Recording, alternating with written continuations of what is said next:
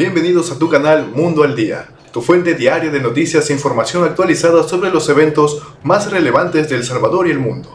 En este canal te mantendremos informado desde las decisiones de nuestro presidente Nayib Bukele hasta los cambios que impactan el mundo. Suscríbete, activa la campanita de notificaciones y sé parte de nuestra comunidad.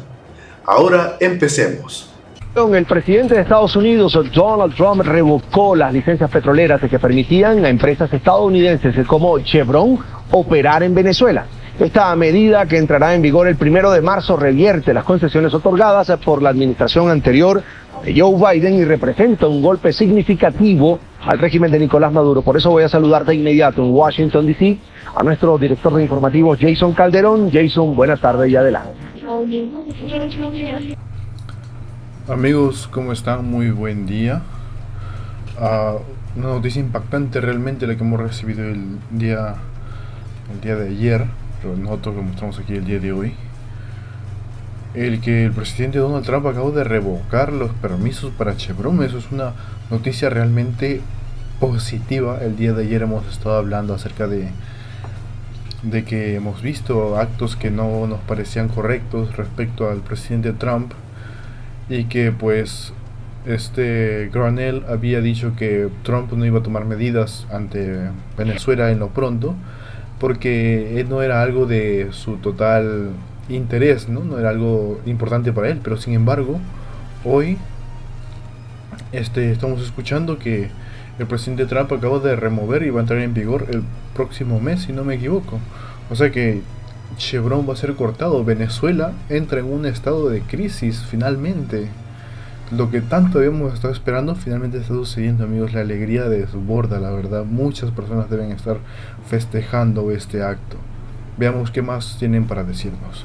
Carlos Eduardo, muy buenas tardes. Son las 4 de la tarde, 2 minutos en la costa este de Estados Unidos. La noticia fue comunicada por el presidente Donald Trump a través de un post en su red social Truth Social, quien dijo que terminan las licencias para la exportación de petróleo que su predecesor Joe Biden había dado al régimen de Nicolás Maduro, y explicó que esas concesiones que beneficiaban particularmente a la petrolera estadounidense Chevron dejan de estar vigentes a partir del 1 de marzo. Trump ha dicho que el régimen de Nicolás Maduro no aceleró la deportación de criminales violentos que, según él, Caracas había estado enviando a los Estados Unidos, tal como se había comprometido.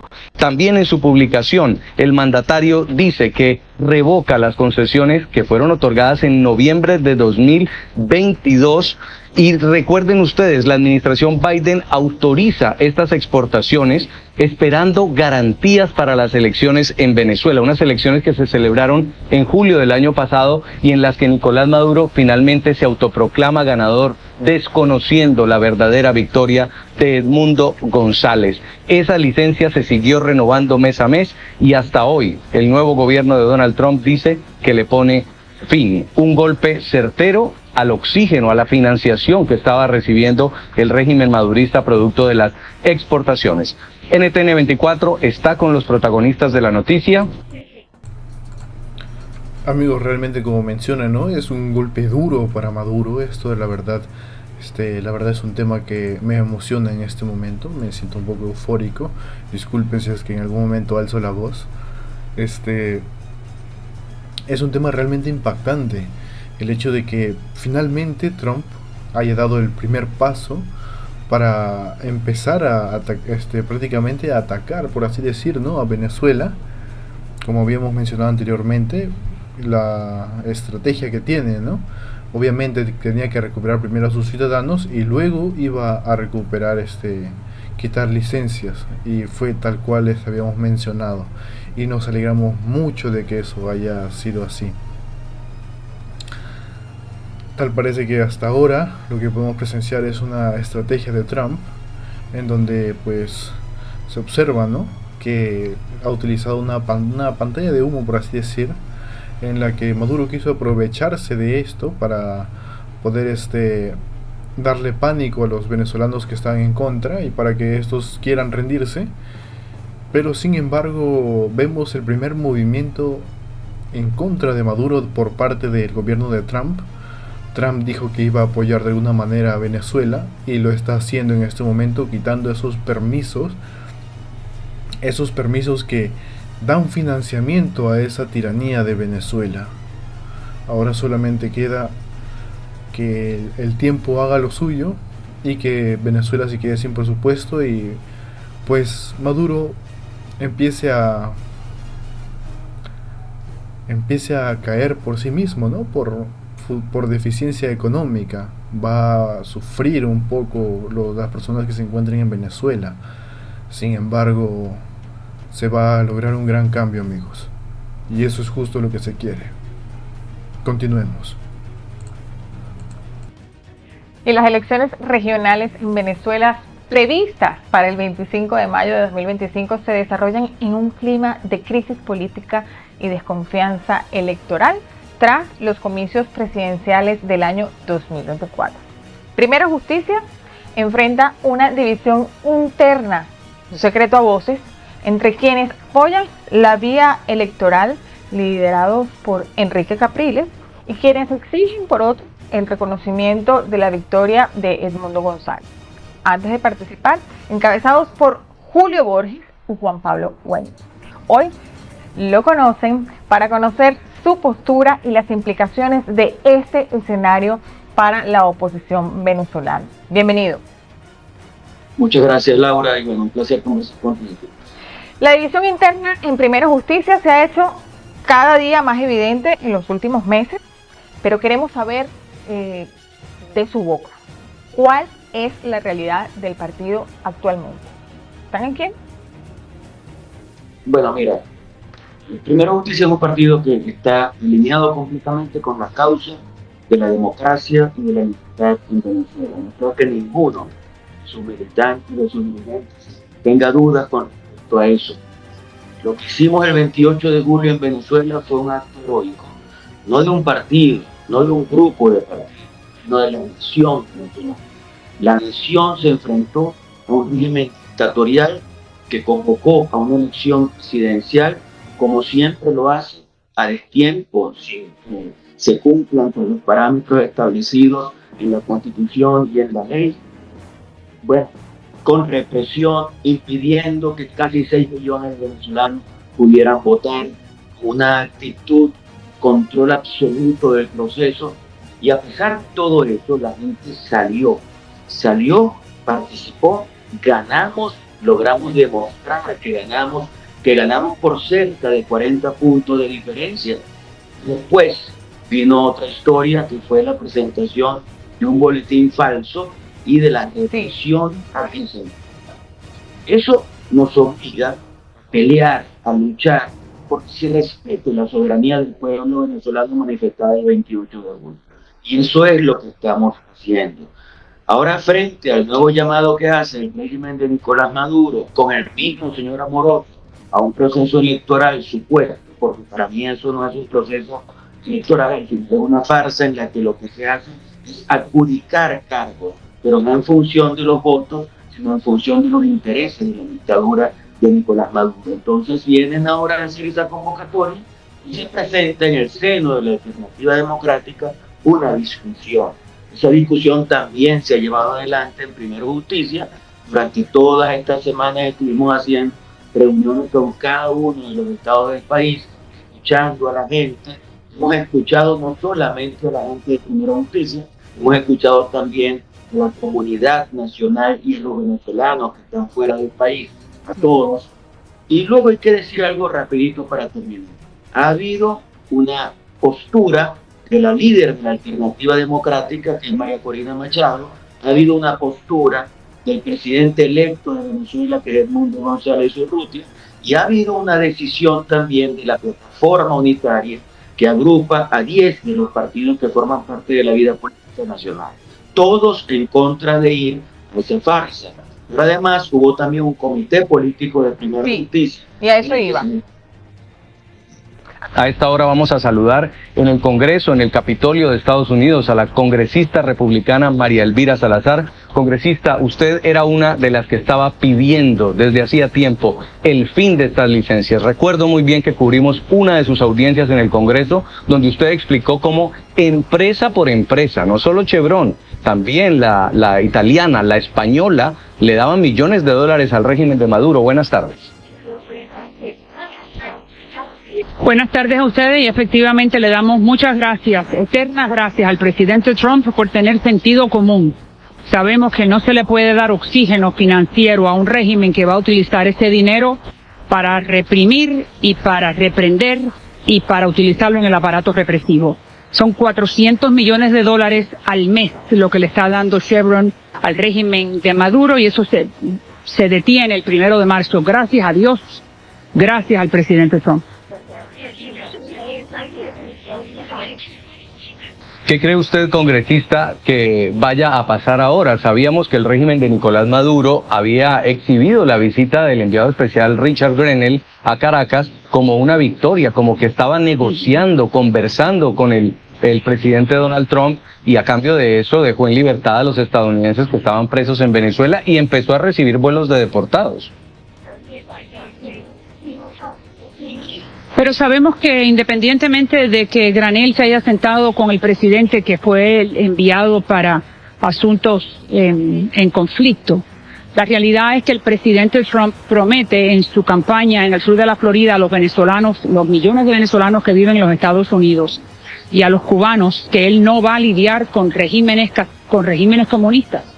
Sabemos que Maduro, aparte de eso, está en gran violación a lo que se llama el Tratado de Barbados. Lo firmó ante la institución norteamericana, ante la presidencia norteamericana a través del presidente Biden. Maduro firma un tratado con los Estados Unidos donde se compromete a irse si pierde las elecciones y si las ganaba se quedaba. Pero ahí está María Corina Machado y su grupo, que demostró claramente a través de las listas de votantes de que ellos perdieron en un 70%. Entonces, ¿cómo tú vas a, de alguna manera, los Estados Unidos, que somos el bastión de la libertad, no hay ninguna manera que vamos a premiar a un régimen comunista que lo que está es tratando de oprimir a su pueblo, que está en el negocio del poder y a la misma vez darle licencia a nuestras compañías americanas para que le engorden los bolsillos a ese régimen? No, eso no puede ser así. Lo hizo Biden durante 4 años, muy mal dirigido por algunos de sus asesores, pero ahora, gracias a Dios, que el presidente Trump, que tiene un gran sentido común, se dio cuenta de que había que revertir esa política y volver a la política que él tenía en el 2019, que fue total y absoluto aislamiento al régimen de Maduro. Es que el régimen de Maduro no trae nada bueno ni para los venezolanos ni para sus vecinos. Entonces, ¿cómo es que uno va a estar ayudando a un régimen que se robó las elecciones y que lleva 25 años machucando a los venezolanos? Exactamente, ¿no? Y es por eso que yo me mantuve un poco optimista en el hecho de pensar de que Maduro iba a hacer algo. Así es que hoy en videos anteriores hemos escuchado a muchos periodistas hablar, ¿no? Y mencionar, ¿no? Claro que ellos también tienen su lado optimista. Sin embargo, la opinión que estaban dando era un poco, pues, diferente a la nuestra. Bueno, diferente a la mía. Era mi opinión mía, saben que siempre fue pensar positivamente.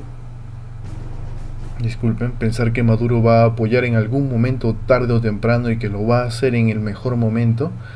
Y eso va a ser, y que ese sería un gran logro. Y dicho y hecho, acaba de suceder.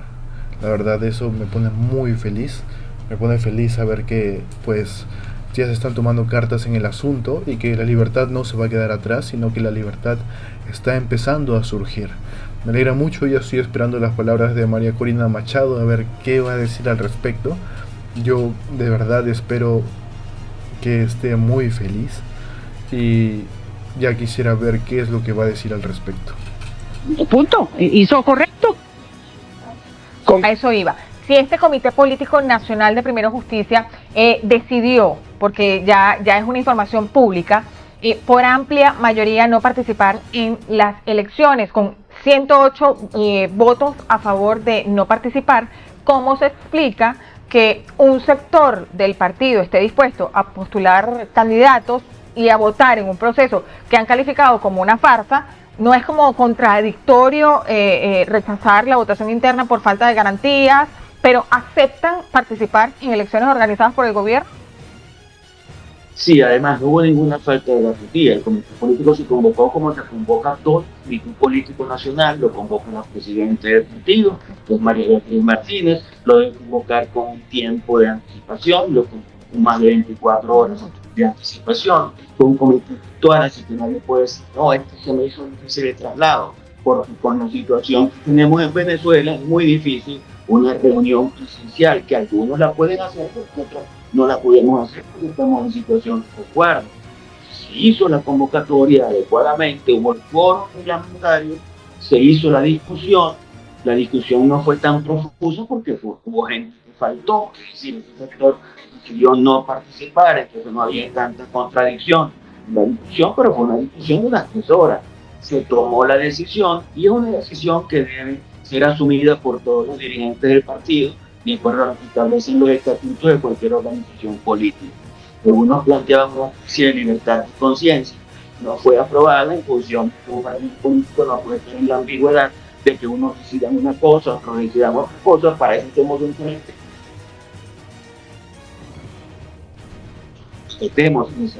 Veremos cómo se desarrollan los días, las próximas horas, y veremos qué hace cada quien, pero cada quien es dueño de sus actos y cada quien es dueño de las consecuencias de sus actos.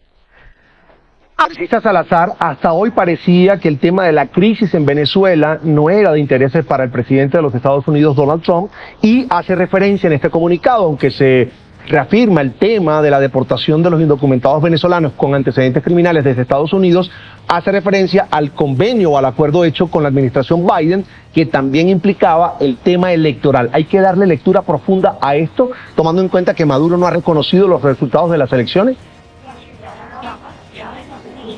Pero claro, lo acabo de decir, hay un acuerdo que se llama Barbados, que lo hizo con la Casa Blanca, independientemente del gobierno de turno. Lo hace con los Estados Unidos, ese tratado, o ese convenio que se llama el Tratado de Barbados, ese se me cayó. Entonces, es muy claro, Maduro se comprometió y lo tiene que cumplir. Aparte de eso, sabemos que estamos hablando con un personaje que está en el negocio del poder, no en el negocio de darle de comer a los venezolanos. Por eso hay 8 millones de venezolanos que se han tenido que ir y que lo que quieren es regresar a su país.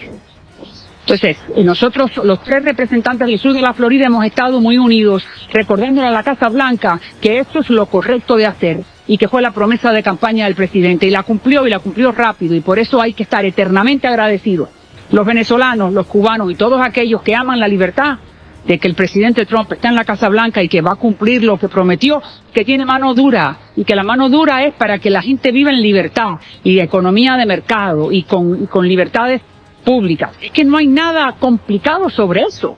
Los complicados y los sátrapas son los que se tienen que ir, que es Cuba, Nicaragua y Venezuela. Esa gente no tiene nada que ver en el hemisferio occidental, y gracias al señor Trump sin duda vamos a ver eso muy pronto. Muchas gracias, me tengo que ir. Profesor, muchísimas gracias.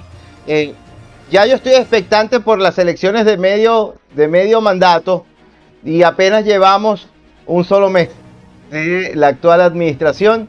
Es decir, que ahora es que nos toca mucho por analizar en unas próximas semanas. Un gran abrazo a la distancia, saludos a todo el equipo y a los especialistas y a los catedráticos del Miami-Dade College. Gracias por invitarme. Seguro que sí. Conversamos con Richard Tapia, él es profesor de Ciencias Políticas del Miami-Dade College.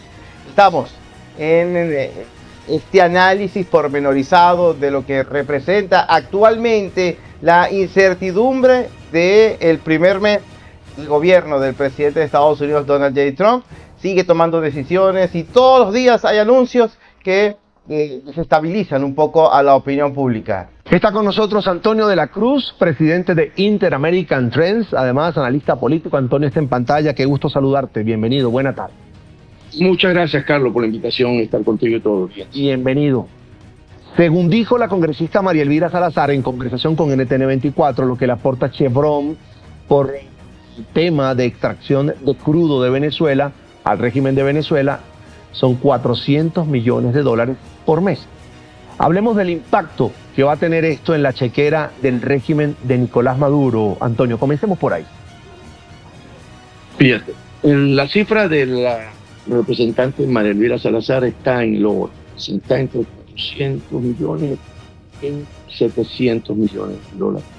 Porque aquí lo importante de esto no es solamente Chevron, es Repsol, en la Reliance, la de ahí, y también sufren ante esta decisión la no posibilidad de no poder tener comercio, comercializar crudo con la venezolana. Cierto, directamente Chevron está en ese borde. Cuando sumas cada demás, estamos hablando alrededor de unos $700 millones mensuales. Que si lo multiplicas por 12 meses, estamos hablando entre 8.000 y 9.000 millones de dólares que recibe.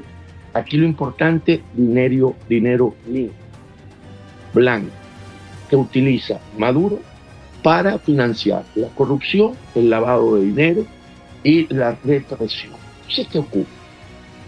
Porque en Venezuela se manejan las dos economías, ¿no? El nacional de petróleo estaban firmadas con la licencia 41 otorgada por Biden, y la de los negocios ilícitos a través del contrabando, el narcotráfico, el contrabando de oro, de coltán, ¿verdad?, del combustible.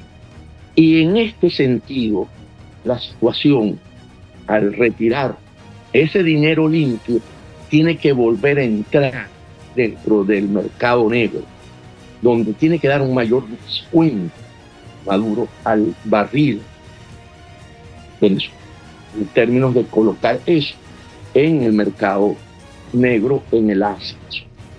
Entonces, ¿a dónde afecta? Afecta a la relación Bolívar-dólar. Se había estabilizado el año pasado y que ya empezaba a mostrar un despliegue. Eso directamente, al tener una relación que incrementa Bolívar-dólar, por supuesto, un incremento en la inflación interanual. Entonces estamos viendo, por ejemplo, que si hoy la brecha entre Bolívar-dólar, ¿verdad?, está alrededor de unos 12 bolívares, esto lo vamos viendo. Y en términos de inflación, por consiguiente, ahí va a tener una situación difícil Maduro en términos de manejo de la economía, donde tiene un salario mínimo represado y por lo tanto va a tener una situación muy difícil. Y eso va a generar una presión interna a los grupos que lo apoyan, los que creían podían hacer negocios con Maduro. Amigos, les hago esta pequeña pausa para recordarles que le den me gusta a este video. No olviden compartirlo con sus familiares y amistades. No olviden comentar también este video y decir qué es lo que piensan, ¿no?, al respecto con las noticias que estamos viendo hasta este momento. Finalmente estamos viendo un cambio, ¿no? Finalmente estamos viendo que la democracia está moviendo las fichas para alcanzar la libertad para el país de Venezuela. Así que dejen sus comentarios y díganme qué opinan al respecto. Y no olviden, amigos, suscribirse y activar la campanita de notificaciones también. Y ya saben que eso me ayudaría mucho. Y de paso, dicho sea de paso, me motivaría a seguir haciendo más de estos tipos de videos. Ahora sí, amigos, continuemos. Todas las empresas hoy pueden estar pensando que esas oportunidades se reducen porque no va a haber dinero suficiente para reparar, porque no va a tener el dinero limpio de la situación. Los que sentían de que con Maduro se podía normalizar la relación en el punto de vista de aquellos grupos, no solamente militares, sino políticos, hoy ven una señal, parte del presidente, donde le dice a Maduro, al no cumplir con los compromisos, que la situación en la que está beneficiando se acaba, y manda una señal concreta. Siempre se usa a China y a Rusia para meter miedo de que el mercado petrolero venezolano se puede perder. Hoy Rusia no juega así, que este elemento es importante también. ¿Por qué? Porque Putin, al llegar al acuerdo con Trump sobre la situación con Ucrania, Putin le debe un favor a Trump. En esa relación, definitivamente muestra Trump con Putin en términos positivos, ¿verdad?, en la que tiene una relación extraordinaria. Ahora Putin no va a tener la misma facilidad de poder creer Maduro que puede recurrir a él, porque no se va a tener una relación distinta con Trump. Y China, que realmente también tiene una influencia en Venezuela, no va a jugar geopolíticamente hoy con Maduro. Entonces, ¿qué pasa? Maduro entra en una situación de debilidad para poder sostener en el poder siempre lo que se había dicho hasta ahora, que los tiempos de permanencia en el poder fuesen mayor que los de salida. Y aquí tiene que poner las barbas en remojo la coalición que apoya hoy a Maduro, porque esto, con el presidente Trump, si Maduro no entiende la señal y se radicaliza, podríamos ver el escenario que le ocurrió a Petro cuando pensó que podría retar a Trump, diciendo que no iba a aceptar los aviones, y aplicó la máxima presión, que todavía tiene herramientas para poder hacer eso. Presentamos a nuestro primer invitado en el día de hoy. Nos conectamos por la vía digital con el profesor Richard Tapia, en el Miami-Dade College, profesor de Ciencias Políticas. Su presencia nos representa un gran privilegio, profesor, tomando en cuenta que hay que hacer una evaluación ante lo que ha sido un mes bastante turbulento para la opinión pública, bastante nutrido de análisis para la comunidad estadounidense y para el mundo entero durante la primera jornada prolongada de Donald J. Trump como presidente. ¿Cuáles son los principales puntos que se le pueden ponderar en este primer mes? Estas 4 semanas que han sido, pareciera, de mucha resistencia para tanto periodistas, políticos y activistas. Bienvenido, profesor, cuéntenos. Gracias por invitarme al programa. Yo creo que los puntos más importantes es ver a dónde ha cambiado el enfoque de la administración de Trump comparado a la administración de Biden que ha existido. Estamos viendo un enfoque más fuerte en respecto a la inmigración, de los impuestos, el presupuesto de los Estados Unidos. Estamos viendo ciertos cortes al presupuesto que es la parte que está alarmando o está preocupando muchas instituciones adentro de la democracia americana. Entonces, a lo doméstico estamos viendo una agenda de corte para preparar el camino para cortar los impuestos para el 1% más millonario de los Estados Unidos. Y eso es que estamos empezando a ver el camino con ciertos cortes en el presupuesto.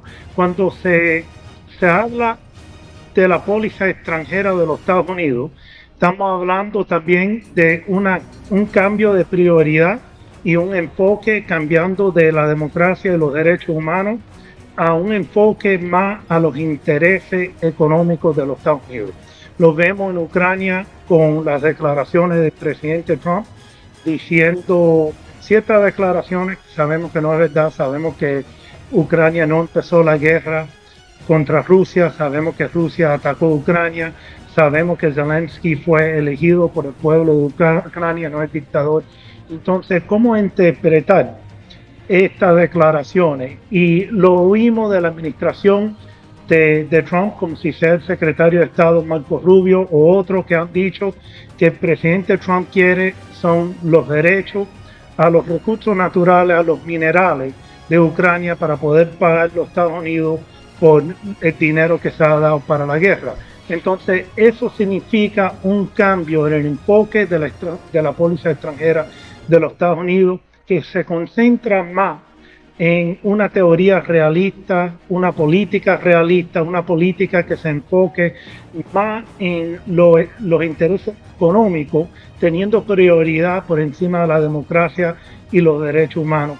Y lo hemos oído con respecto al tema de Venezuela también. Hemos oído de Grenell que cierto acuerdo que se puede ratificar entre la administración de Trump y el régimen de Maduro sería un intercambio en que Venezuela acepta inmigrantes regresar a Venezuela y que Venezuela da más concesiones en respecto al petróleo hacia los Estados Unidos. Ahora sabemos que en el último día o hoy mismo la administración de Trump quiere cancelar una concesión de Chevron en Venezuela. Entonces la pregunta es cómo interpretar dos declaraciones que puede ser que estén opuestas. Ayer, Grenell, el empresario del presidente Trump, hace estas declaraciones y hoy oímos esta otra declaración. Precisamente, sí. Precisamente. Ahora, sabemos por suficientes razones que María Corina Machado fue elegida como líder de la oposición en las primarias y también su liderazgo fue ratificado en las elecciones del 28 de julio. ¿Es ella entonces quien sigue representando a la oposición o hay quienes buscan imponer un liderazgo sin haber pasado nuevamente por el voto ciudadano?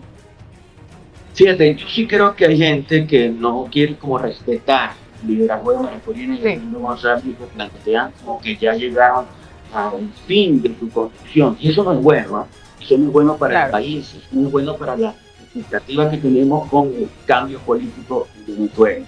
Así que fíjate, nosotros tenemos una fórmula que en Primero Justicia decidimos por unanimidad apoyar para la toma de decisiones. Esa fórmula es el voto de la plataforma unitaria, la requiescencia y el voto de María Corina Machado y el apoyo de Edmundo González. Una fórmula a tres: plataforma unitaria, María Corina Machado y Edmundo González, que se cumplió al pie de la letra en este proceso. Por tanto, para nosotros es totalmente válido lo que allí se hace. Yo creo que es muy importante respetar el liderazgo. En cualquier confrontación siempre debe haber estrategia, organización, liderazgo, motivación. Todo eso existe en este momento y tenemos que cuidarlo. Por tanto, que triunfe María Corina Machado, que triunfe Edmundo González, que triunfe la plataforma unitaria, es algo que el país espera. Para nosotros lo importante es seguir trabajando para lograr que lo que sucedió el 28 de julio de 2024 en Venezuela sea algo concreto en la práctica y quien seguramente como presidente sea quien ganó en ese proceso. Nicolás Maduro no es mandatario nacional. Mandatario es el que recibe un mandato y él no va a recibir ningún mandato de los venezolanos. Ahora, profesor, a eso iba y hago una analogía comparando al socialismo del siglo XXI como un gran cáncer. Cuando tenemos una lesión, como no soy médico, pero tengo unos tíos bárbaros que me han enseñado un poco de sus conocimientos y yo solo un poquito. Profesor, cuando tenemos un diagnóstico de cáncer tan grave, hay que tener un tratamiento de gran espectro. Yo quisiera saber si el cáncer del socialismo del siglo XXI que ocurre en Venezuela se está atacando, en este caso por parte de Estados Unidos, con una presión de gran espectro, tomando en cuenta la contradicción de lo que hay del enviado especial de la Casa Blanca que se reúne con Nicolás Maduro, tomando en cuenta a Marco Rubio con un mensaje claro, ratificado por su carrera durante años, desde el punto de vista político, mientras fue senador y ahora como cabecilla de la diplomacia estadounidense, de ir en contra de quienes llevan las riendas en Miraflores a la fuerza, no legítimos, y ahora lo que sucede con la Casa Blanca, con esta anulación de los acuerdos bilaterales para que Chevron no siga trabajando en Venezuela. Correcto. La gran pregunta es qué es la estrategia y el enfoque de la administración de Trump. Hemos visto en la administración de Trump ciertas declaraciones para crear presión para poder negociar. Ahora la pregunta es qué es la meta que están tratando a negociar. Entonces tenemos que tomar en cuenta que Venezuela le debe a la Rusia y la China $100,000 millones y en respecto de esa deuda Venezuela da muchas concesiones a la Rusia y la China y esa influencia en América Latina ha crecido, que puede ser un peligro para los Estados Unidos en el futuro. En el presente los Estados Unidos cogen menos de un 3% del petróleo de Venezuela. Coge la mayoría del petróleo extranjero de Canadá, de México, entonces de México coge de Arabia Saudita y otros lugares. Venezuela yo creo que es menos un 3%, puede ser que usted tenga la figura ahí, pero es menos de 3%.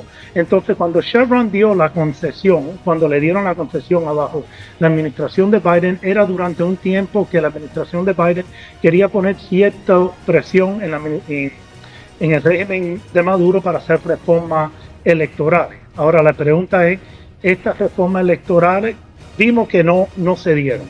Entonces ahora la administración de Trump ha quitado esa concesión. ¿Es de verdad porque quieren hacer reformas electorales o es que quieren que Venezuela cancelan las concesiones que le ha dado a la China o Rusia para darle ciertas concesiones a los Estados Unidos? Entonces, esa es la estrategia que estamos viendo. Ahora, en respecto a Marco Rubio, conozco a Marco Rubio por más de 25 años y usted tiene razón, yo lo considero un amigo. La carrera completa de Marco Rubio, y yo sé que personalmente él cree en la democracia y los derechos humanos, no solamente en Cuba, pero en Venezuela, por el mundo completo. Entonces yo sé que eso es como él se siente personalmente, como político, y lo hemos visto en su carrera completa. Ahora, como secretario de Estado, él está sirviendo al placer del presidente, a los intereses de la administración de Trump y los intereses de los Estados Unidos. Entonces, él va a estar en la mesa, en el Cónsul de Seguridad Nacional, él va a estar en la Casa Blanca dando su opinión al presidente Trump, pero ya cuando el presidente hace una decisión, se decide qué va a ser la estrategia y qué va a ser la prioridad para los Estados Unidos, entonces el gabinete tiene que seguir el presidente, o si no, renunciar si es una estrategia o algo a un nivel que ya no puede aceptar.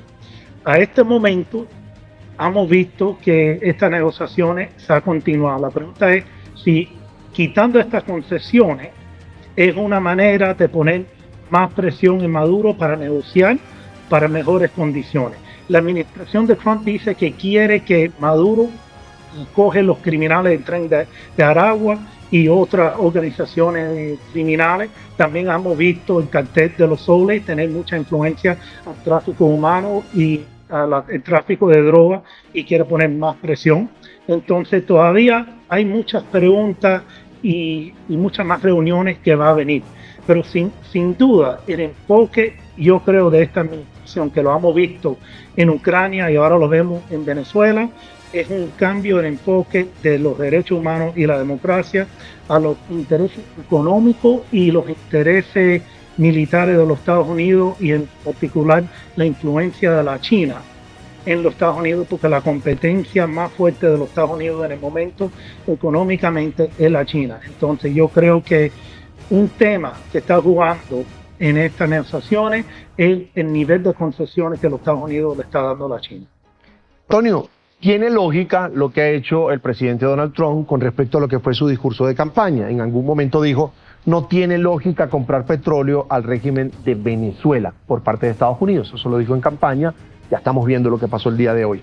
Pero cuando llega ese escenario de máxima presión económica al que tú estás viendo en previsión para Venezuela a raíz de esta decisión de cortar las licencias a Chevron y que Estados Unidos no siga, en este caso, comprándole crudo a Venezuela, cuando llega ese momento de máxima presión, porque ya ha pasado en Venezuela, no sé cómo le hacen, Antonio, pero terminan de alguna manera descargando la responsabilidad de lo que está viviendo la gente, esa crisis en los hogares más pobres, a ese discurso, o con ese discurso de el culpable es Estados Unidos, el imperialismo y la oposición que pide ese tipo de sanciones para Venezuela. ¿Por qué para ti este momento es distinto? Es distinto porque en la Casa Blanca está Donald Trump. Ha determinado que él tiene una visión en varios ejes donde apoya su política, su legado. ¿Cuál? Seguridad, paz a través de la fuerza, seguridad a través del control de las fronteras, donde no va a estar ante ilegales, y seguridad a través de Made in USA.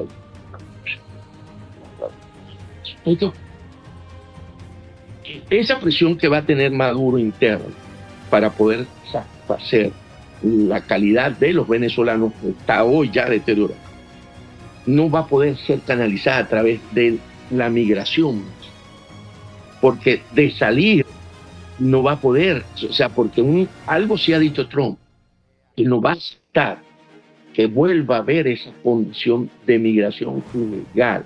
Entonces, esa población que está en Venezuela, que va a tener esas condiciones, va a generar por sí mismo como condiciones internas una búsqueda de una solución interna para poder resolver la crisis política, que es la que hoy genera la crisis económica. Entonces, ¿qué ocurre? Que eso va a venir, porque si esto se sostiene, aquí hay que decir también, se suspende en marzo, pero tiene 6 meses la empresa Chevron y las otras. Sería, si estamos en el mes 3, anunciando mes 9, septiembre, el culminación de no estar más en Venezuela. Quiere decir que durante estos 6 meses que vienen, Chevron tiene que empezar a desescalar las actividades. Va a seguir por crudo estado, para que no nos llame la atención que Chevron siga produciendo y trayendo a Estados Unidos y diga, están burlando la licencia. No, él tiene tiempo para terminar, porque esa es la condición de la licencia 41. Al menos que Trump... Eso es algo interesante, ¿no? El hecho de escuchar al respecto de que, claro que el cese de labor de parte de Chevron en Venezuela va a ser hasta marzo. Sin embargo, algo importante para considerar es lo que menciona, ¿no? De que puede tener hasta 6 meses para dejar de laborar. Disculpen, amigos. Tiene hasta 6 meses Chevron para dejar de laborar por completo, ya sin ningún trabajador allí. Entonces es algo que quizá puede sonar un poco desmotivador para algunas personas, pero el ya saber que la cese de labores de parte de Chevron va a acabar, ya es algo reconfortante, la verdad. Y yo creo que así como es Trump, yo creo que va a querer hacer las cosas de manera inmediata, ciertamente. Ya hemos visto cómo es en el caso de deportaciones, ¿no? Que de inmediato quería hacerlo. Entonces yo creo que en el caso de Chevron también va a querer que cese de manera inmediata.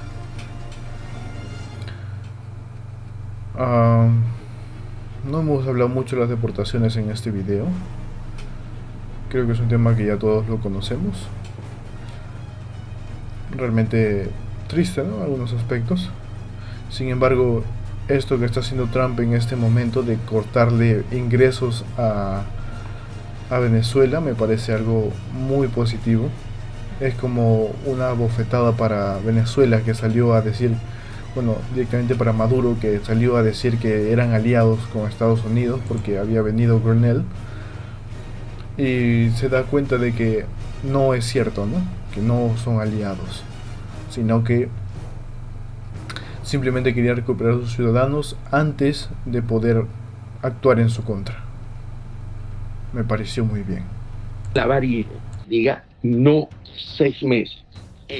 Chevron ahí siempre logró, cuando en el gobierno de Trump 1, mantener esos 6 meses de poder tener, que decía, para hacer actividades que garanticen la seguridad en mis instalaciones, buscando siempre ver hasta dónde podía sostenerse, que podía volver a tener esa condición que tuvo con la administración Biden. O sea, Chevron va a seguir haciendo su lobby en Estados Unidos para poder, a la vuelta de un tiempo, ver si puede revertir esto.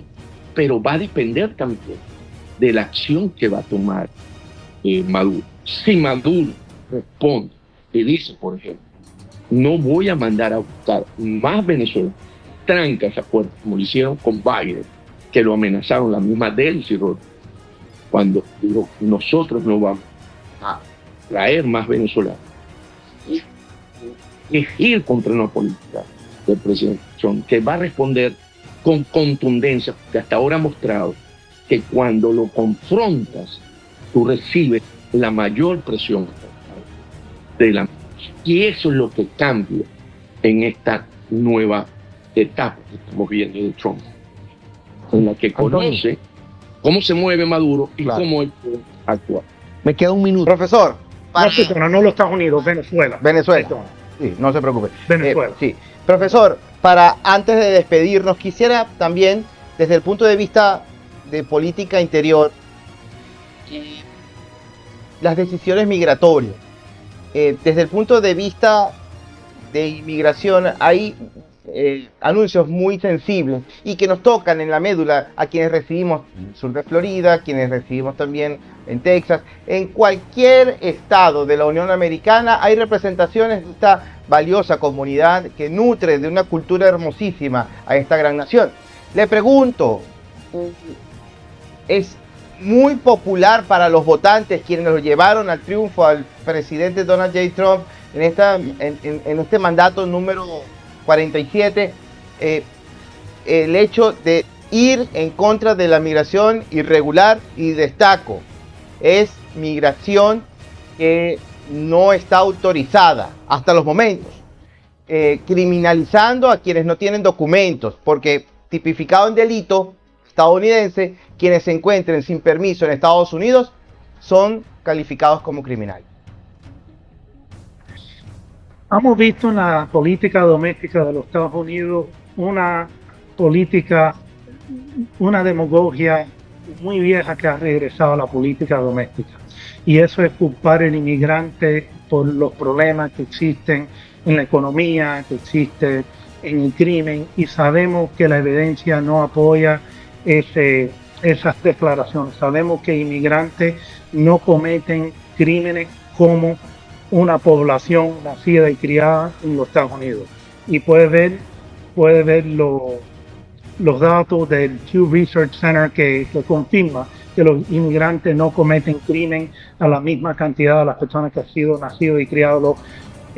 Son menos disponibles a cometer crímenes porque no quieren problemas, no quieren ser deportados, tienen más que perder. Entonces, por esa razones inmigrantes no cometen crímenes como el resto de la población. Exactamente, ¿no? Los inmigrantes, para poder permanecer en Estados Unidos, que sabemos lo que están viviendo, ¿no? En este momento.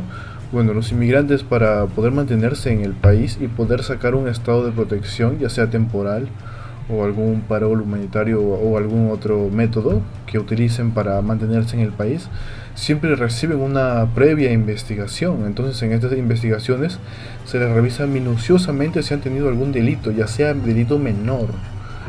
Cualquier tipo de delito que hayan tenido les juega en contra y no les permite obtener el TPS o algún otro medio por el cual se puedan refugiar con el cual se puedan proteger para permanecer en el país. Entonces es algo difícil, ¿no? El pensar que estas personas lleguen a ser criminales, pues tanto están sufriendo, tanto los están vigilando para que hagan las cosas bien. Son trabajadores, no criminales. Estamos hablando de la economía, una acusación contra los inmigrantes que le están quitando los trabajos a las personas. Eso no es verdad. Los inmigrantes crecen la economía.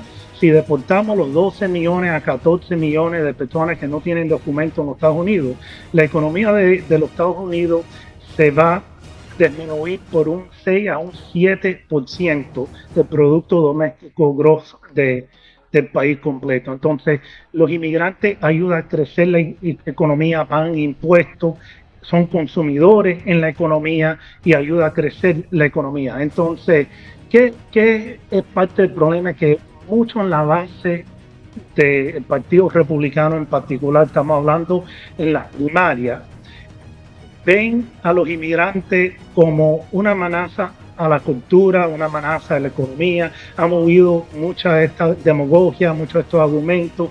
Entonces hay muchos republicanos que tienen miedo de apoyar la inmigración, como lo hizo Ronald Reagan, como lo hizo ambos presidentes Bush padre y hijo, que tienen miedo que van a perder una primaria en la primaria republicana, especialmente con las primarias cerradas en distritos que son completamente republicanos. En otras palabras, el demócrata no tiene chance en la elección general. Entonces la elección se va a determinar completamente en la primaria republicana y va a ser solamente los votantes republicanos.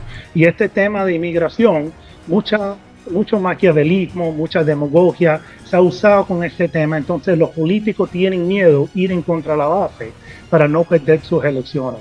No solamente eso, pero hemos visto personas con con ciertos recursos, miles de millones de dólares, personas como Elon Musk, que ha dicho que si cualquier persona que va en contra del presidente Trump, cualquier republicano que va en contra del presidente Trump en el Senado o en el Congreso, van a financiar y le va a buscar dinero para una oposición en la primaria republicana, en donde estos temas tienen más poder en la base republicana.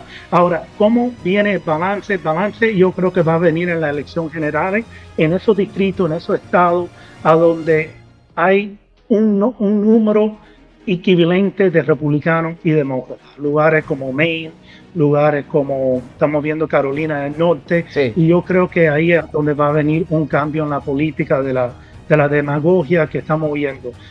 Antonio, no lo quiero desaprovechar. En el comunicado con el que Trump anuncia la suspensión de concesiones a raíz de aquel acuerdo, hace referencia a esto, y que también tiene que ver con las condiciones electorales dentro de Venezuela que no han sido cumplidas por el régimen de Maduro. Aquí hay una luz a futuro que tenga que ver con lo que pasó el 28 de julio en las elecciones presidenciales que ganó Mundo González Urrutia. Amigos, hago esta pequeña pausa para recordarles que le den me gusta a este video, no olviden comentar, compartir y suscribirse al canal. Asimismo, no olviden activar la campanita de notificaciones, ya saben que eso me motivaría muchísimo para seguir haciendo más de este tipo de contenido. Ahora sí, continuemos. Un minuto, Antonio. Totalmente. Está soportado porque esa fue la condición que permitió que dieran las concesiones petroleras para poder conseguir una solución a la crisis política con un proceso. Y Maduro no lo consiguió. Los críticos a la postura que usted ha mantenido argumentan que la abstención podría debilitar sin duda a la oposición y ceder espacios al chavismo. ¿Cómo responde a quienes sostienen que la vía electoral, aunque imperfecta, es la única herramienta para mantener la presencia política? Mira, la vía electoral fue destruida, fue minada, explotó el 28 de julio con lo tanto que hizo Nicolás Maduro. Fue algo bárbaro, fue algo inaceptable, y eso acaba con la vía electoral. Que nosotros la queremos, siempre la hemos querido, siempre hemos tratado de que las cosas en Venezuela se resuelvan por la vía electoral. Estamos en un momento en el que sabemos, podemos ir a esa elección, están convocando de gobernadores, de Asamblea Nacional, que sabemos qué es lo que va a pasar. Ellos se van a declarar ganadores. Pero si tú vas a esa elección, ponte que vayamos en las mismas circunstancias del 28 de julio. Es decir, con los abusos del régimen, pero con una oposición altamente motivada y altamente participante. ¿Tú crees que ellos dirían, si no, mira, ganó la oposición, la Asamblea Nacional? Lo hicieron con la presidencia, ¿lo van a hacer con ellos?